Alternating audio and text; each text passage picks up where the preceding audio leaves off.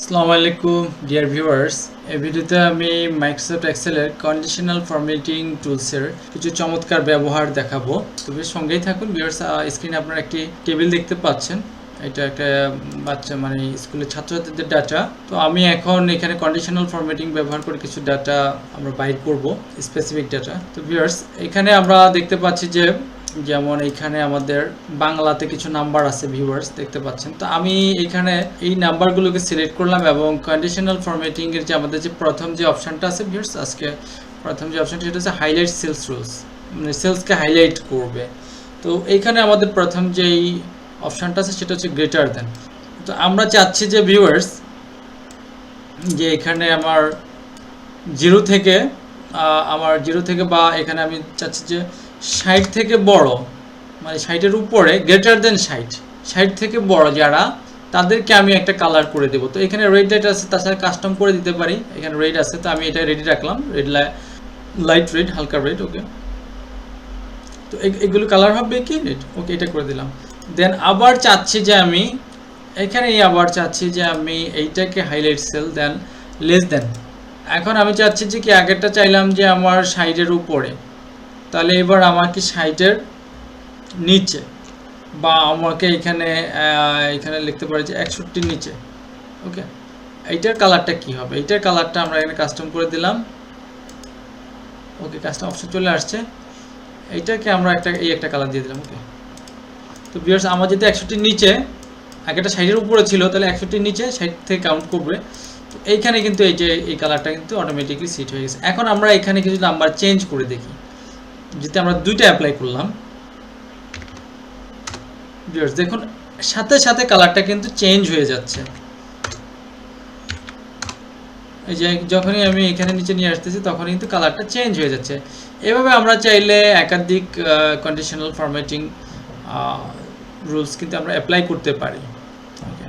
তারপরে আমরা দ্বিতীয়টাতে কিছু নিয়ম দেখব ভিউয়ার্স। এখানে ইংরেজি লেখাতে কন্ডিশনাল ফরম্যাটিং, দেন হচ্ছে যে আমাদের বিটুইন সবচাইতে বেশি ব্যবহৃত হয়, যেটা বিটুইন। যেমন বিটুইনটা দিয়ে আমরা 2-এর মাঝখানে করতে পারি। যেমন 0 থেকে আমরা যদি এখানে দিয়ে দিই, যেমন 0 থেকে আমাদের 33 বা 40-এর মাঝখানে বা 33-এর মাঝখানে যেটা হবে, এটা রেড লাইট হবে। অথবা অন্য একটা কালার আমরা করে দিতে পারি, এখানে ফিল বর্ডার। ওকে, এখানে ওই যে ফিল করে দিলাম, একবার রেড হয়ে যাবে এটা। ওকে, এটা করে দিলাম, কিন্তু আমার এখানে নাই।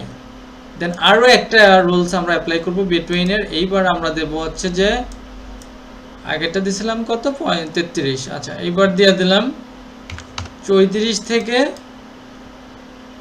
আমাদের এখানে কি 34 থেকে আমি 50 দিয়ে দিলাম, 34 থেকে 50 বা এখানে 60 দিয়ে দিলাম। আমাদের রেঞ্জটা এতটা। আচ্ছা, 60 দিয়ে দিলাম। এইটার কালারটা আমরা দেব অন্য একটা কালার দিয়ে দেবো, এখান থেকে এই কালারটা দিয়ে দিলাম। ওকে, তো ভিউয়ার্স, এইখানে কি দেখা যাচ্ছে যে এই যে একটা কালার কিন্তু আমাদের এখানে কি, আমরা কিন্তু এই রেঞ্জের মধ্যে যে রেঞ্জটা দিলাম সেইখানে কিন্তু এটা 60-এর মধ্যে পড়ছে, এটা 33 থেকে। আর এখন যদি আমরা এখানে 32 করে দেই, তাহলে দেখি আমাদের কি কালারটা হয়। ভিউয়ার্স দেখুন, একবার রেড করে দিছে। 33 দিলে 33টাও হচ্ছে।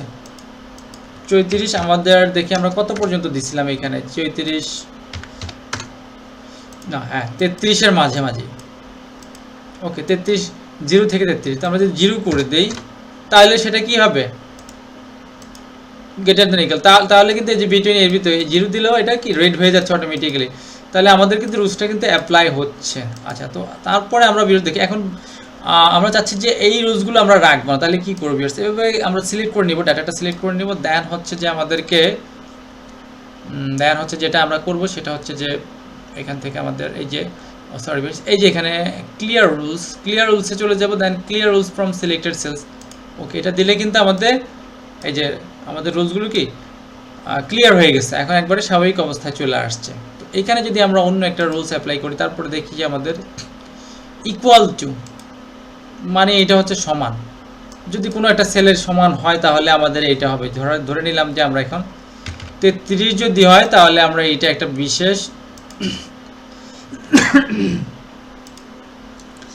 বিশেষ কালার দেবো এখানে।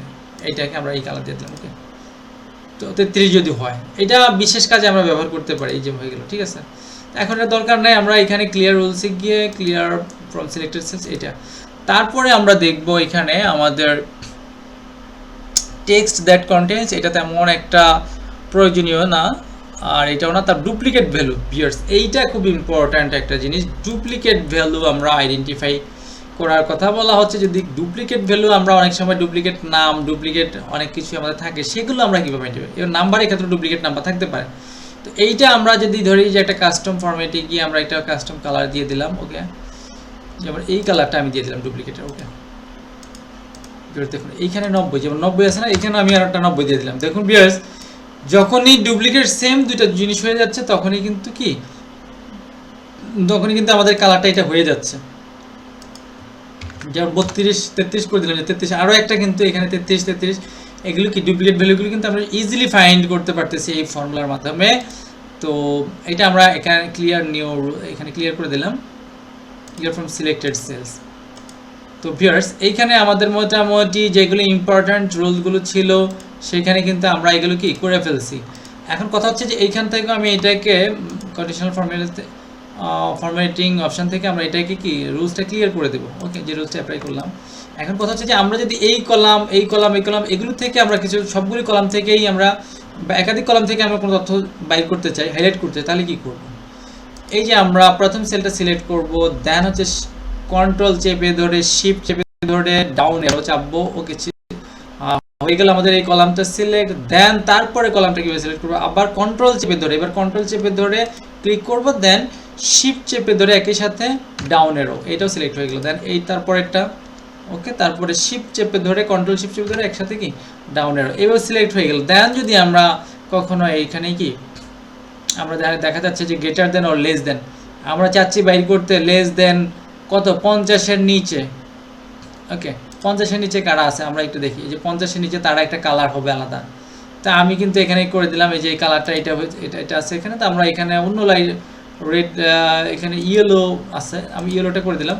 তো ভিউয়ার্স দেখুন, এইগুলো কিন্তু আমার 50-এর নিচে, তো আমি যদি আরও 50-এর নিচে করে দিই, 50 দিলেও কিন্তু হবে না, 50-এর নিচে হতে হবে। তা আমি এটা 45 করে দিলাম, হয়ে গেল, 22 করে দিলাম। এগুলো কিন্তু এইভাবে কিন্তু অটোমেটিকলি পরিবর্তন হচ্ছে। এখানেও যদি আমরা করি, এখানেও একইভাবে হয়ে যাবে। এখানে আমি 22 করে দিলাম বা 20 করে দিলাম, দেখি এখানেও হয়ে যাচ্ছে। তো এইভাবে কিন্তু আমরা সিলেকশনের বিষয়টা শর্টকাট, যদি আমরা সিলেকশন করতে চাই, আমরা এইভাবে একটা একটা করে করে আলাদা আলাদা বারবার করা থেকে আমরা যেটা করব, কন্ট্রোল ক্লিক করব, ক্লিক করে কন্ট্রোল এবং শিফট চেপে ধরে ডাউন এরো নিচের দিকে যে তীরটা, এটা তারপরে আমরা কন্ট্রোল চেপে ধরব বাট শিফট ছেড়ে দেব, যেভাবে সিলেকশনটা আপনারা করবেন। তারপরে হচ্ছে যে কন্ট্রোল চেপে ধরা অবস্থায় শিফট ক্লিক করবেন, ক্লিক করে দেন শিফট চেপে আবার ডাউন এরো, দেখবেন যে এইভাবে আপনারা একাধিক কলাম ভিন্ন ভিন্ন জায়গা থেকে একাধিক কলাম কি খুব সহজে সিলেক্ট করতে পারবেন এবং খুব সহজে এগুলোকে ফর্মুলা অ্যাপ্লাই করে আপনাদের নির্ধারিত যে ডাটা খুঁজে প্রয়োজন হয়, যে ডাটাটা দরকার, সেটা কিন্তু বাইর করতে পারবেন। তো ভিউয়ার্স, আশা করি আপনারা বুঝতে পেরেছেন। ভালো লাগলে অবশ্যই চ্যানেলটি সাবস্ক্রাইব এবং শেয়ার